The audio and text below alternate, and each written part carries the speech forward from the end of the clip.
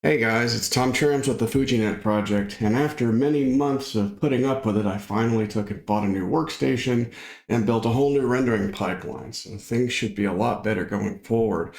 And as kind of a little demonstration and just to kind of test things out and make sure everything's running okay, I decided to make a quick video showing here that I'm going through and reorganizing the color computer section of Apps.irata.online here. Well, why are we doing this? Well, if we take a look, this is a copy of what I started off with in the games folder here. Each game was actually pulled from, if we actually take and go to, for example, Color Computer Archive. I think it's Color Computer. Yeah.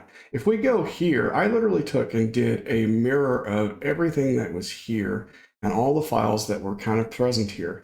Initially, all of these were zips, and what I did was I unpacked every one of these and unzipped, very helpfully, took and put each one of these in its own little folder. And I thought that was kind of okay, but it created a series of problems. And in particular, if we take and go in, for example, take a look at the way things were, basically there were just folders everywhere. And so I'll just go into one of the other places that I haven't touched yet so you can kind of see this is not the way things really need it to be. We have all these different folders and things, and you have to dig down into them, and you can't really filter them out. So if I want to say art gallery, art spell, for example, well, I still get all these folders here. This is a bit of a problem here. It's doing this because it doesn't want my filters to prevent me from navigating to other parts of the file system. So these two features were kind of at odds with each other. So it was like, okay, what the hell do we do? Well, the solution ultimately that I'm coming up with right now was to take and use a script to basically go through, take each one of these files out of their folders, and to rename them to the same name of the folder as its parent folder here. And this worked for a vast majority of different things. In fact, it took care of about 90% of the work. There was about 10% that I had to go back through and manually move out of folders. But even then, that little bit of automation was a major improvement. So this is kind of what we wound up with here. If I go to Apps.irata.online and we go into the color computer folder and we go into games, we'll see that everything's kind of been thrown out into a flat file structure here. Everything has the name of the name of its parent folder here. And for collections and whatnot, such as AGD games, we took and split all of those out and made them a bit easier to deal with. This has the effect of looking like this. Let's go ahead and I'm going to go ahead and reset my FujiNet for COCO here so I can get back into config. And then I'll run my COCO 3 again. Okay.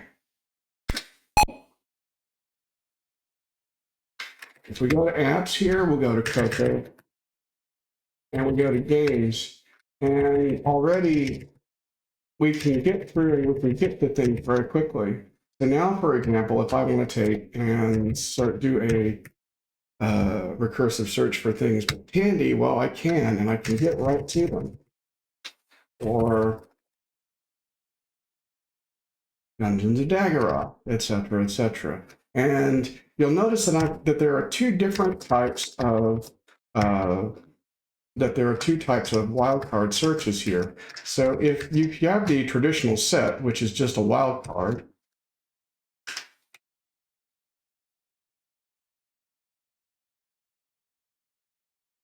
well, let me do that. And you'll see that it still provides the folders here, but you can see Dungeon, Daggerath, etc.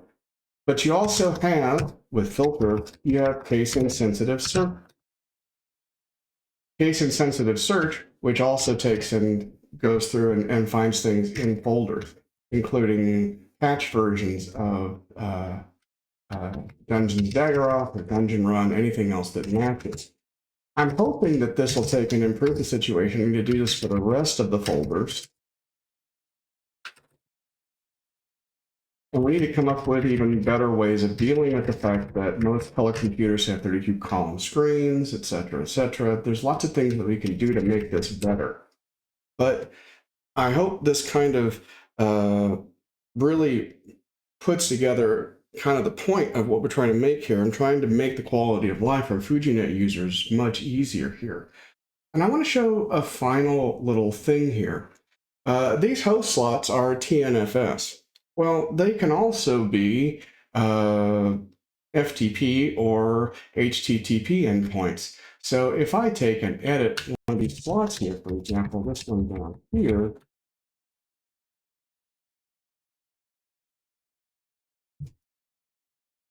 I can never remember where the colon is. There we go.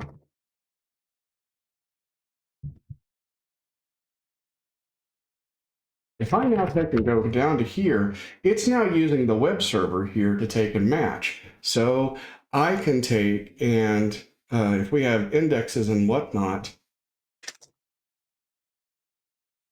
the FujiNet firmware is actually taking and matching these indexes and providing, parsing everything and providing a useful directory list. You can see it right here. Everything matches up quite nicely. So this poses a question.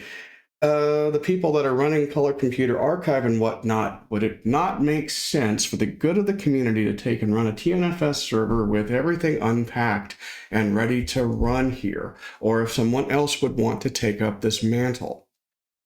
That's the question I want to ask here. Does that make sense to you guys? So with that, I will basically take and end the video here, but I wanted to kind of show what's going on. So until next time, guys, have fun.